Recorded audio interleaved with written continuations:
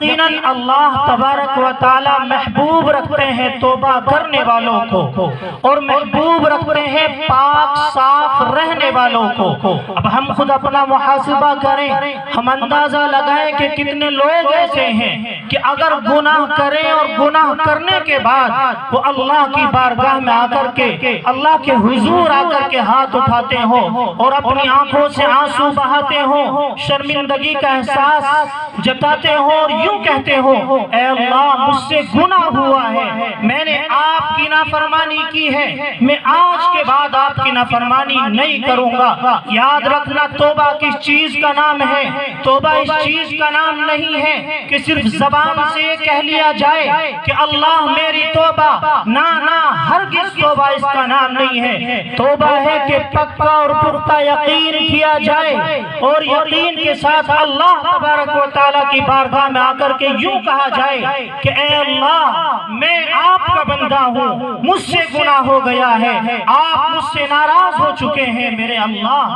آپ مجھ پر رحم فرما دیجئے، آج کے بعد میں آپ کی نافرمانی ہرگز نہیں کروں گا۔ یاد رکھنا بزرگوں اور نوجوانوں، حکیم الامت حضرت مولانا اشرف علی تھانوی رحمت اللہ علیہ اس آدمی کے بارے میں یوں لکھتے ہیں کہ ایک وہ آدمی کہ جس سے گناہ ہوا اور گناہ ہونے کے بعد جب اس نے اللہ کی بارگاہ میں ہاتھ اٹھائے، میں اور آپ جانتے ہیں کہ میں نے رات کی اندھیری میں دن کے اجالے میں کتنے گناہ کیے ہیں۔ ہر آدمی اپنے بارے میں خود جانتا ہے، بہتر جانتا ہے، آدمی خوب جانتا ہے، لیکن جب اس نے اللہ کی بارگاہ میں ہاتھ اٹھائے اور اللہ سے معافی مانگنے کے لیے ہاتھ اٹھائے ہیں، لیکن جہاں وہ معافی مانگ رہا ہے اپنے گناہوں سے، وہیں الفاظ بھی استعمال کر رہا ہے کہ اللہ میرے اتنے سارے گناہوں کو کیسے معاف کرے گا۔ حکیم الامت لکھتے ہیں اس آدمی کے بارے میں یوں کہتے ہیں، یہ آدمی جو اللہ کی بارگاہ میں آ کر کے معافی مانگ رہا ہے، لیکن اس نے یہ الفاظ کہہ کر کے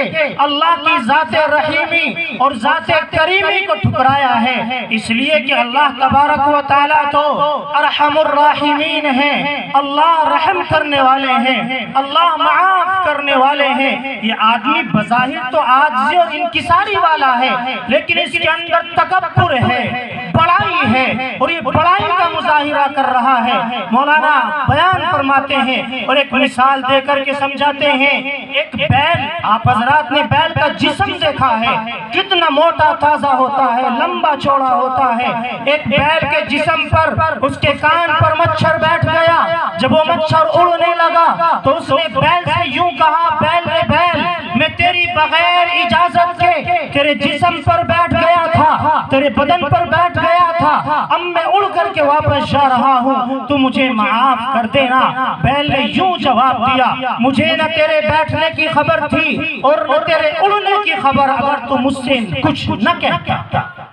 حکیم الامت اس مثال کو دے کر کے یوں سمجھانا چاہتے ہیں کہ جب ایک بیل کے جسم پر ایک مچھر کے بیٹھنے سے کوئی فرق نہیں پڑتا، تو اگر پوری دنیا کی انسان، ساری انسانیت گناہ کرے اور گناہ کرنے کے بعد اللہ کی بارگاہ میں آئے، اللہ کے حضور آئے، معافی کے لیے ہاتھ اٹھائے، توبہ مانگے، اللہ تبارک و تعالی پوری انسانیت کو معاف فرما دیں گے۔ اس کے بعد بھی اللہ کی ذات رحیمی اور ذات کریمی میں ذرہ برابر بھی کمی نہیں آئے گی۔